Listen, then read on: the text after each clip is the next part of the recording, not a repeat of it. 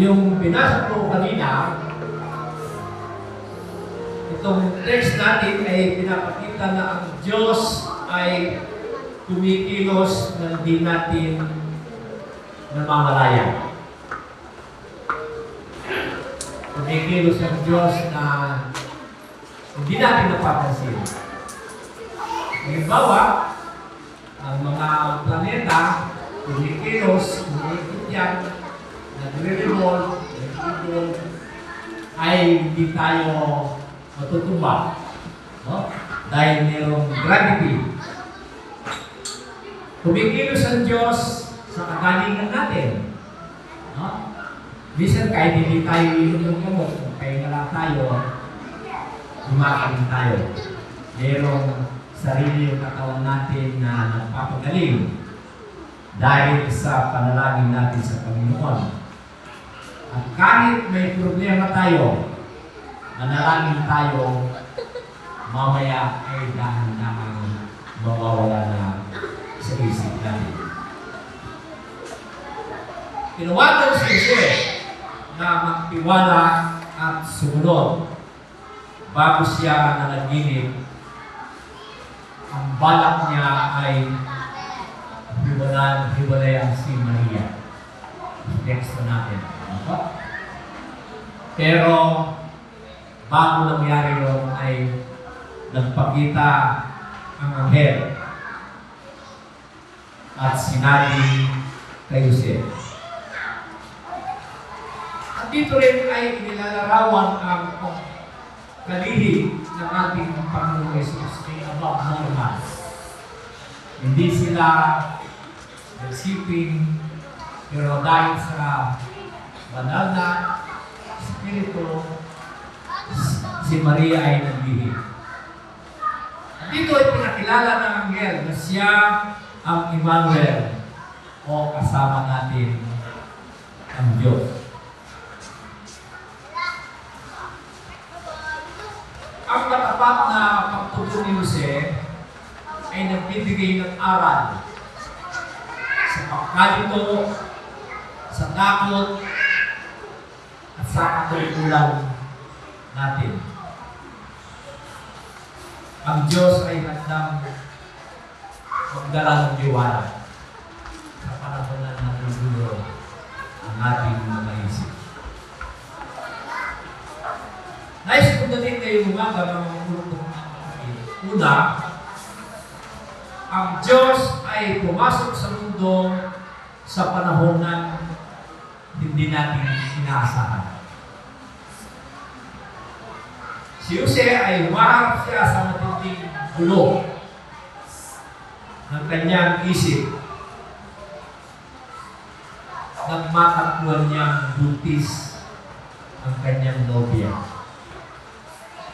They were engaged at wala pang nangyayaring pagsisipin, pero buntis na si Maria. Instead na pagkain niyang iwanan,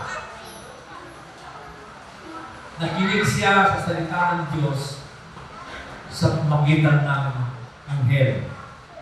At makita natin dito, sumunod si Jose. Mga kapatid, ganoon din tayo minsan. Umaharap tayo sa pagkalito. Minsan ay meron tayong mga mabigat na suliranin na bumubulo sa isip natin. Tinuturuan tayo ngayon na yung God's presence ay natatransform ang kaguluhan at nailalagay ito sa ayusan. Gusto sabihin, minsan magulo yung isip natin dahil marami tayong iniisip. Pero kapag inilapit natin sa Panginoon, gulay tayo, unti-unti niyang nilalagay sa ayos. Madalas nangyayari sa ating mga magulang, yung patong-patong yung bills natin, yung bayarin. Yung bayarin sa kuryente, bayarin sa tubig, bayarin sa tuition fees. Nagugulo yung isip natin. No? Sapagkat hindi natin alam minsan kung saan tayo kukuha. Yung mga bayad sa interes sa mga sinangla natin. No? Buwanan, dumarating sa atin yan. Na minsan, inisip natin kung saan magkagaling ito. Na nagbibigay ng panguluan sa atin. Tapos, ang mga kabataan ay hindi alam yung salitang wala. Pag sabi natin sa anak-anak natin ay, wala tayong pera na. Hindi nila maintindihan yung wala. No? Ipipilit pa rin. Akala nila laging meron. Mga kabataan, gusto pasosyal. Gusto, meron pang hawak na milk tea. No? Basta lang makita lang may hawak na milk tea at in na in. Ano kaya makukuha sa milk tea? Gusto lang naman yun. Kasi uso. Kaya kapag nakahawak ka ng milk tea ay sosyal ka. Minsan ito ay nagbibigay ng dagdag na pagkasistahan ng kapamahal ang gusto ng mga kabataan. Ang gusto sabihin mga kapatid, kapag nagtitiwala kayo sa Diyos, ay tutulungan niya tayo na makagawa ng paraan. Amen? Palakpakan nga natin ang Panginoon. Kapag nagtiwala tayo, nag-pray tayo, yung suliranin natin ay nailalagay sa kaysan. Katulad yung bumubulong kay Joseph. No?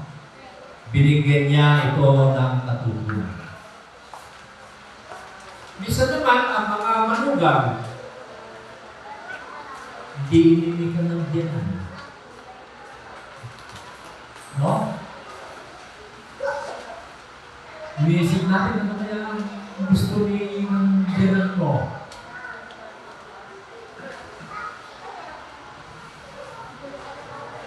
Dalan mo ng isang bag na groceries. Ngingiti na yun. Yes! Palakpakan na natin ang Panginoon. No? Kailangan natuto tayong ayos sa pangangailangan, lalo na sa relationship natin. Pangalawa ay obedience over self-protection. Anong gusto sabihin nito? Nakataya ang pagkatao ni Jose sa panahon ngayon ay kahiya-hiya yun. No? May kasabihan tayo, para siya magsusubo ng arinola. No? Kaya nakakahiya na ituloy niyang pakasalan si Maria. Si Maria naman ay malalagay sa alanganin. Kung magre-reklamo si Jose na kanyang katipan, ay pwedeng mamatay. Ang kasalanan yun, ang kaparusahan ay babatuhin siya sa plaza hanggang siya ay mamatay. Pero, mga kapatid, pinili ni Jose na sumunod sa Diyos na utos na pakasalan si Maria. Mga kapatid, ganun din tayo, tinatawagan tayo sa faithfulness over comfort for social approval. Anong gusto sabihin ko? Minsan, kumikilos tayo ayon sa gusto ng tao. Ang gusto ng mga tao noon ay hiwalayan si Maria. Kasi nga, tabu. Hindi tanggap sila na mapintis yung girlfriend mo na hindi mo inisipin. Gusto niyang tao ay may lalagay siya sa kahihiyan. Gusto maparusahan si Maria. Pero hindi pinili ni Jose ang hiwalayan siya. Naging masumo rin siya sa sinabi ng Diyos at magitan ng anghel sa kanya.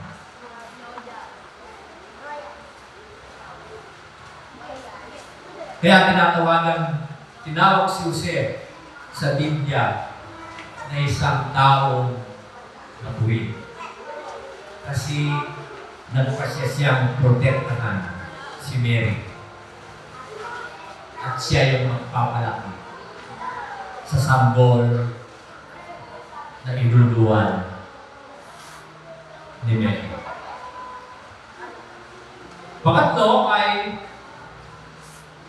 ano yung kahulugan ng Emmanuel? Ang sabi sa Isaiah ay si manganganak ang isang babae ng dalaga ay manganganak ng isang sanggol at tatawagin siyang Emmanuel. Yung Emmanuel ay mula sa salitang in ay with. Kasama. Yung ano ay as, tayo. Yung N ay God. Kaya, pag samasamahin mo yun, ay Emmanuel. Literally, God is with us. Ano gusto sabihin yun? That God will protect the house of David. Si Isaiah speaks of a child to be born, symbolizing divine presence among people. Na gustong sabihin ay present ang Diyos sa mga tao. Kaya in-interpret ni Matthew na ito yung katuparan, ito yung fulfillment ng kapamanakan ni Jesucristo. Na si Jesus ang Emmanuel. Na gusto sabihin, God dwelling with humanity. Na gusto sabihin, siya ay nakisama sa tao. God becoming human and living among His people. Na ang Diyos ay nandun pa lang siya, nung una nandun na siya, itong Jesus, itong word na ito, at dumating ang panahon doon sa Hebrew, ay sabi ay handa ang isang katawan na paglalagyan nitong magiging sanggol. At sa tamang panahon ay dumating sa atin ang Emmanuel, na ang kahulugan ay God is with us. Ganito yung closeness ng Diyos. Meron tayong accessibility na madali tayong makalapit sa Kanya. No? Why? Because His willingness to engage in personal relationship. In all aspects. No? Sa buhay natin, pwede tayong lumapit sa ating Panginoon because God is with us. At sinabi niya, hindi mo kayo iiwan hanggang sa wakas ng mundo. Emmanuel is more than just a name. Higit pa siya sa pangalan. It's a powerful declaration of God's nearness. Ito yung kapangyarihan niya na ang Diyos, itong declaration of God's nearness. Na Diyos, ang Diyos ay malapit sa atin anytime. Ay pwede natin siyang malalapitan. Pero kung nabasa ng isang kwento, yung tinatawag na a scarred mother. Mayroon isang nanay, siya ay nagsalok dun sa balon. Pagbalik niya sa bahay nila, nakita niya nasusunog yung kanilang bahay. Kasi yung bahay nila ay pawid lang. Kaya madaling masunog. Ginawa niya, gusto niyang pumasok sa bahay. Pinigilan siya ng mga tao. Pero pinigil niya ang makahulog-os. Kumuha siya ng kumot, ibinalot niya ng kumot yung kanyang sambo, yung kanyang anak. Hindi nasunog yung mata.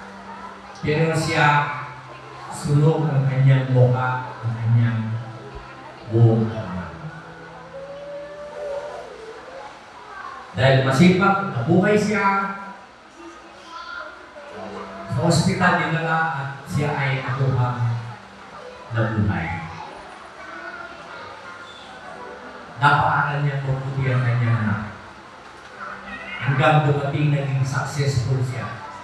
Naging isang prime minister ng kanilang bansa. Isang gabi ay meron silang pagdiriwang.